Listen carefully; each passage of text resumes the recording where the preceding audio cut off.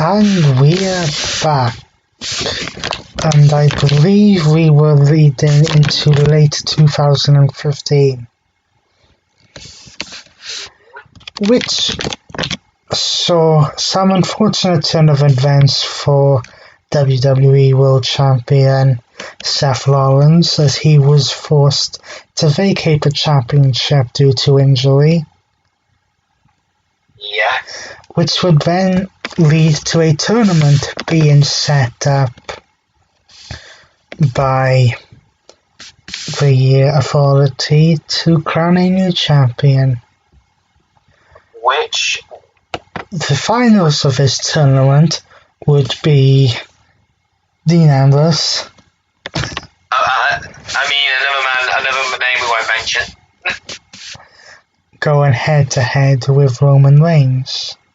With Roman Reigns winning. Now, during the celebration, Triple H entered the ring and attempted to shake Roman Reigns' hand.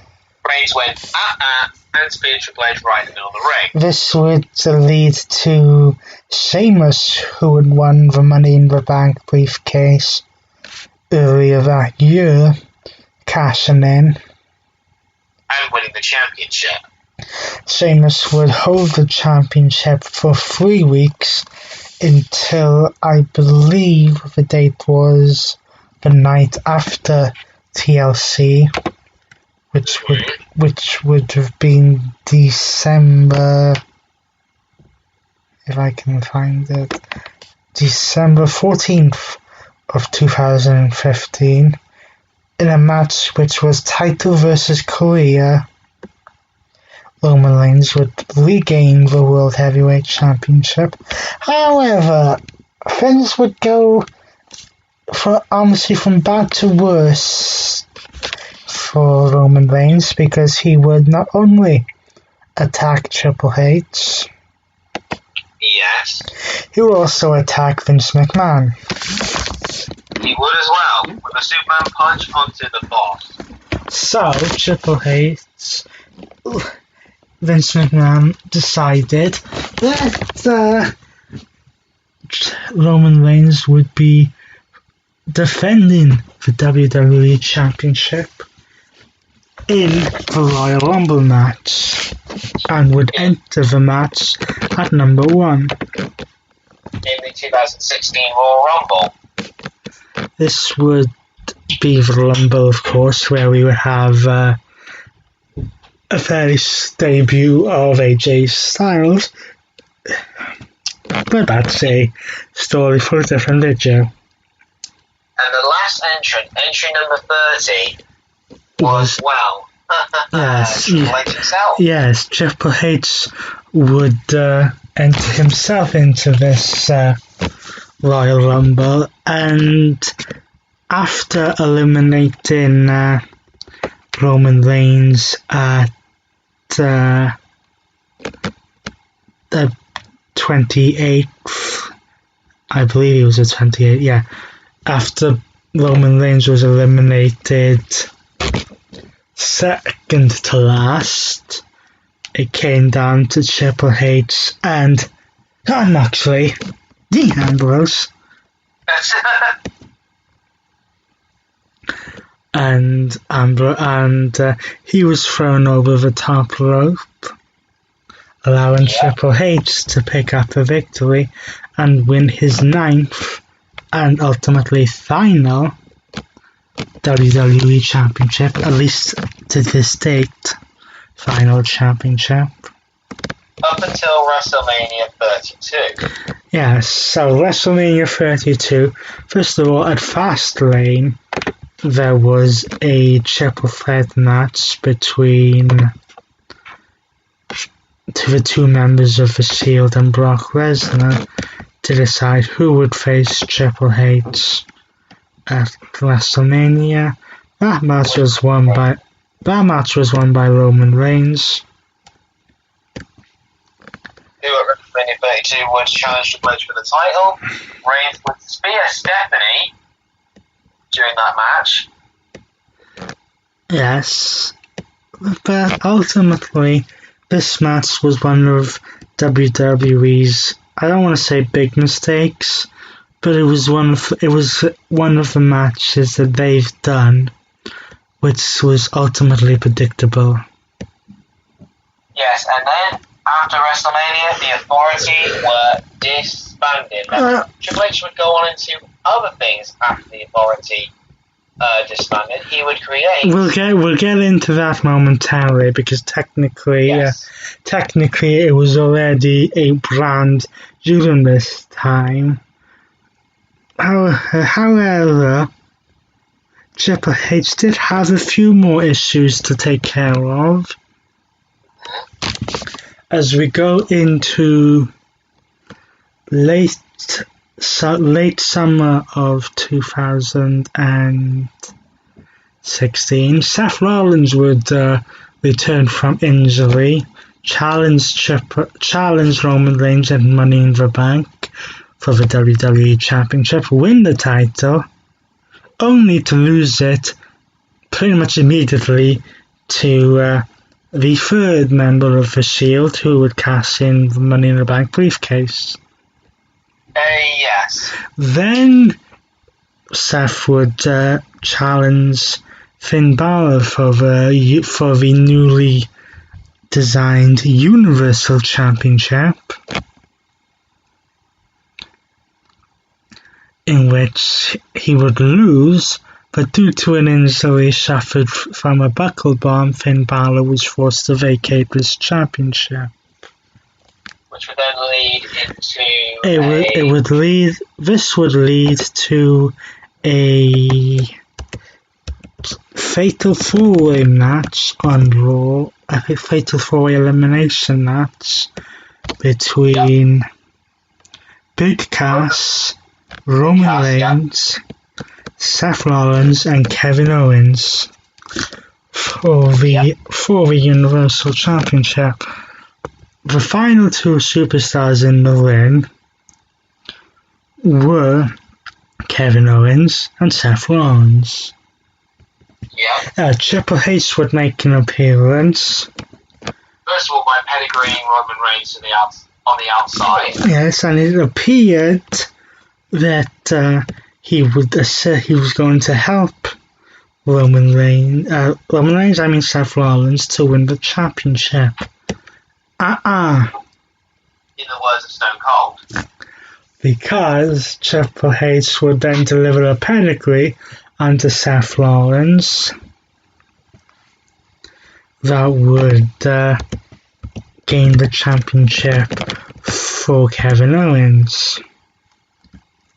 Which would leave Seth Rollins in a very, very sour mood. Yes, for the rest of the year, building up all the way to WrestleMania 33, Seth Rollins would go after Triple H, even trying to invade a certain brand that Triple H had been developing.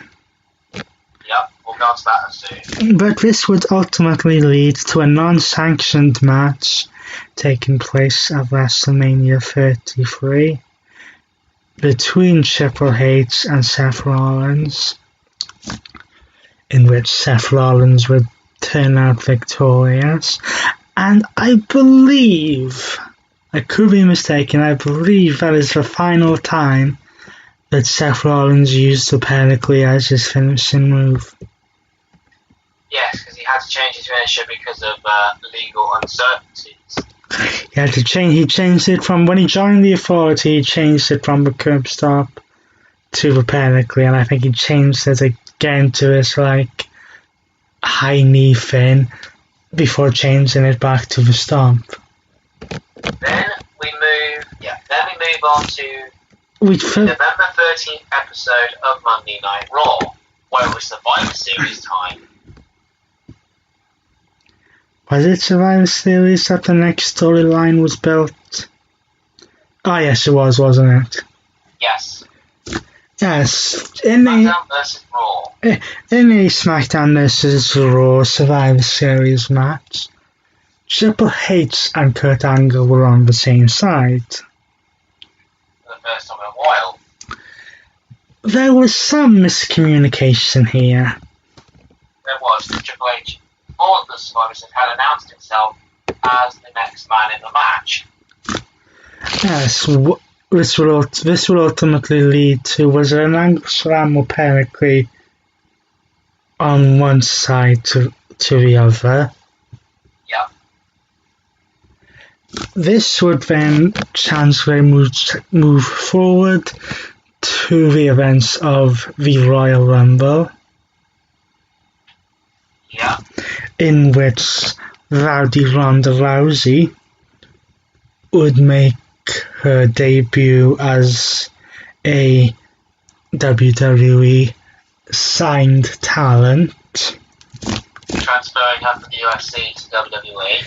This would then lead to a match at WrestleMania 34, but before that, let's rewind a few years. Yes. At WrestleMania 31, following the match with Sting, there was a segment with Triple H and Stephanie McMahon in the ring. The Rock would then interfere this segment. Yes, you would, and confront Triple H with some unfinished business. This would result into a slap from Stephanie McMahon and a very classic line from The Rock, which would, I'm not going to say the entire bit here, but it was ultimately a case of, you see, Steph, The Rock would never hit a woman, but I have a very good friend who would be happy to. In comes UFC superstar Ronda Rousey before she was signed. Fast forward 3 years, and Ronda Rousey says that she wants her first match to be against Stephanie McMahon.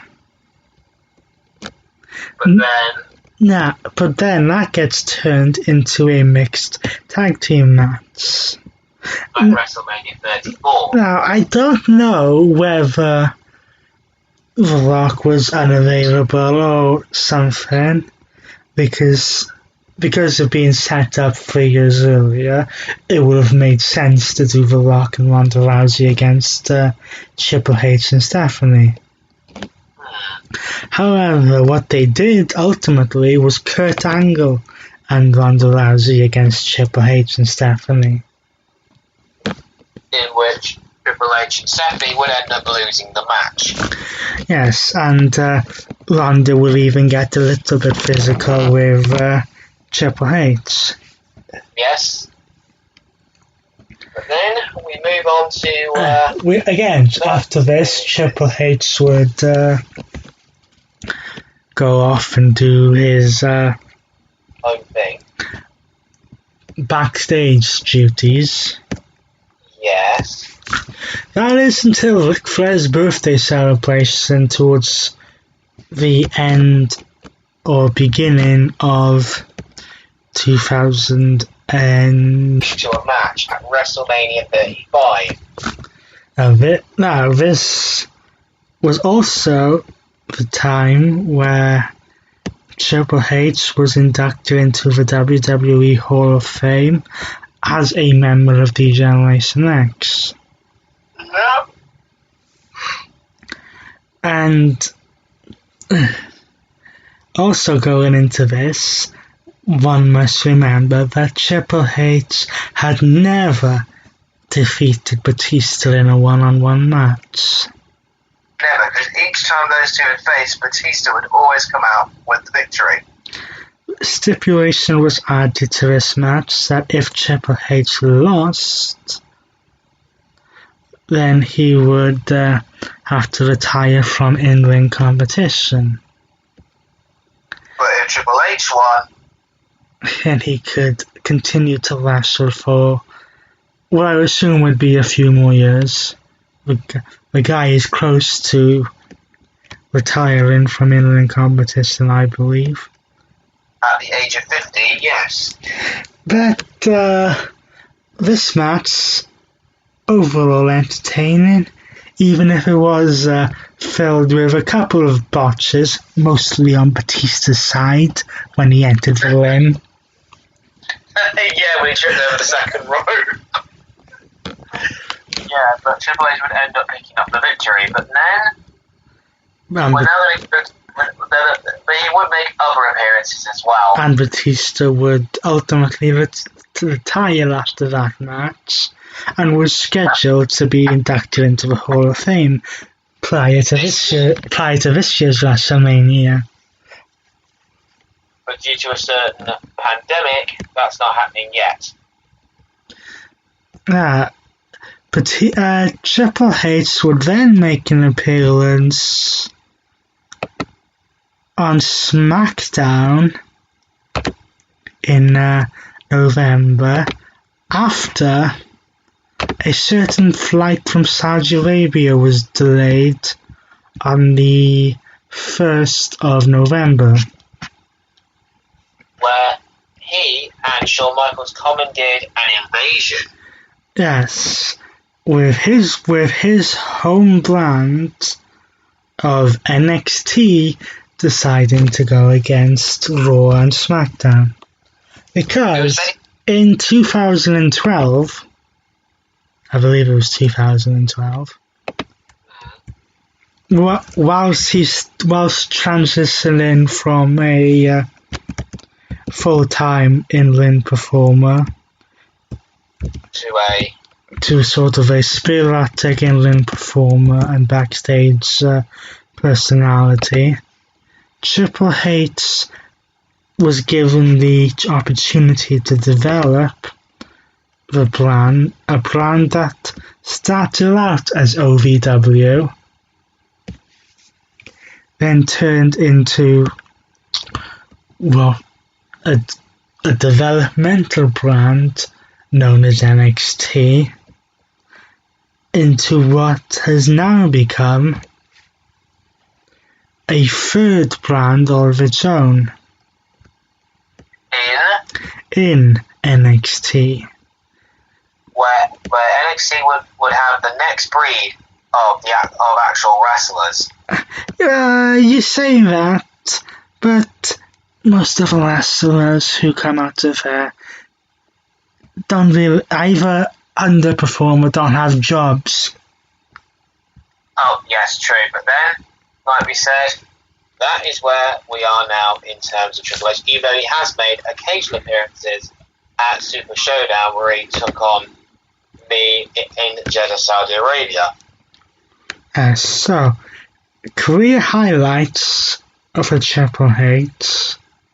Oh, there's loads here. There's loads. We have two-time tag team champion, once with Austin and once with Shawn Michaels, as part of the two-man power trip and DX. Yes. He would also be a two-time European champion. Yes, in which he won from one of which he won from the late great Owen Hart. Yes. He is also a 5-time Intercontinental Champion. He is a King of the Ring tournament winner. In 1997, the year after he was supposedly going to win it. Also, he is a 5-time World Heavyweight Champion and a 9-time WWE Champion, giving him 14 championships overall. World Championships. Making him the company's 7th Triple Crown Champion and 2nd Grand Slam Champion. He is also a King of Royal Rumble 2002 and 2016 winner. Yes. And a member of the Hall of Fame class of 2018. It's 19, yeah. With D-Generation X. He is also in charge of NXT. Yes. So, the man who some people say it, and I can understand it, has buried a lot of people due to backstage reasons or backstage influence, is likely also going to be the man who, when the time comes, will take charge of the entire company. Once his father-in-law, should I say, Vince McMahon decides to retire or something happens to him. Yeah, so let's go to his personal life for just before we end this. Yes. In 1996, I believe the year was. Yeah, 1996, yeah. Triple H entered into a relationship with then WWE performer / wrestler Chyna. But they split up over her mental health problems and her disinterest in having children. Was that the reason? I think so. That's when they would split up in 2000, and that was kind of when Triple H would start a relationship with Stephanie McMahon. And they were, which began as an on-screen storyline marriage before it became a real-life romance. Again, sometimes these things happen where a storyline relationship can turn into a real-life relationship. The couple got engaged on Valentine's Day in 2003. Yep, and they were married on October 25th, 2003.